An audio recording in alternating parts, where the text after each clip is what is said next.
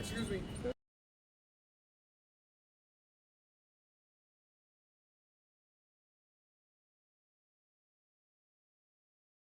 સાહેબ, આજે મેન્ડેટની પ્રક્રિયા હાથ ધરાઈ હતી ત્યારે તમને બધાને વિશ્વાસમાં લીધા હતા કે સાંસદને કે ભરૂચના ધારાસભ્યોને કે એ જે તમારી ભાજપની સંકલનને છે એ લોકોને બધાને લીધા હતા કે પછી એ બારોબાર જ એ લોકોએ નક્કી કર્યું હતું? ખૂબ સારી વાત પૂછી.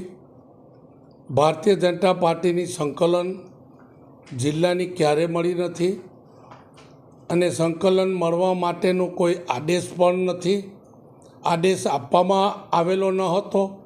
પ્રક્રિયા સિદ્ધાંતોની વિરુદ્ધ પ્રદેશ ભારતીય જનતા પાર્ટીના પ્રમુખ પાટીલસિંહની લેટરથી સીધી દોરવણીના આધારે એમને જ મેન્ડેટ આપ્યો છે. તમારા જે ઉમેદવારો છે એમનું નામની સૂચિ કેવી રીતે તમે પહોંચાડી હતી? પહેલું કહ્યું તેમ અમારા સાંસદ મનસુખભાઈ વસાવાજી પણ એક વર્ષોથી સંસદ તરીકે જેઓ નેતૃત્વ કરે છે અને એમના નેતૃત્વમાં સમગ્ર ભારતીય જનતા પાર્ટીનો વિજય કાયમ અકબંધ રહેલો છે અને એ પ્રક્રિયામાં સંસદ સભ્યય નહીં, ધારાસભ્યય નહીં અને કોઈ આગેવાનો પણ નહીં, ભરૂચ જિલ્લાની સંકલનમાં પણ કોઈ નહીં.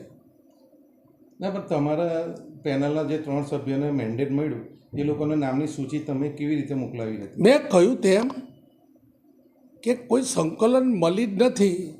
મનમાં આવ્યું ને નામ મૂક્યું. કોને મુકાવ્યું એ તો હું મનથી સમજુ જ છું, પણ બધા જ લોકો સમજે છે જિલ્લાના. તો મનસુખભાઈ તમારી પેનલના પ્રકાશ દેસાઈ વિરુદ્ધ આટલું બોલે છે, પ્રચાર કરે છે, એનું મુખ્ય કારણ શું છે? મનસુખ વસાવાજી વિરોધ કરીને કાંઈ બોલ્યા નથી. મનસુખ વસાવાજી પ્રકાશ દેસાઈની વાત કરી છે. કોઈ વિરોધ બોલવાનો કોઈ મારી પાસે એવું કોઈ માહિતી નથી.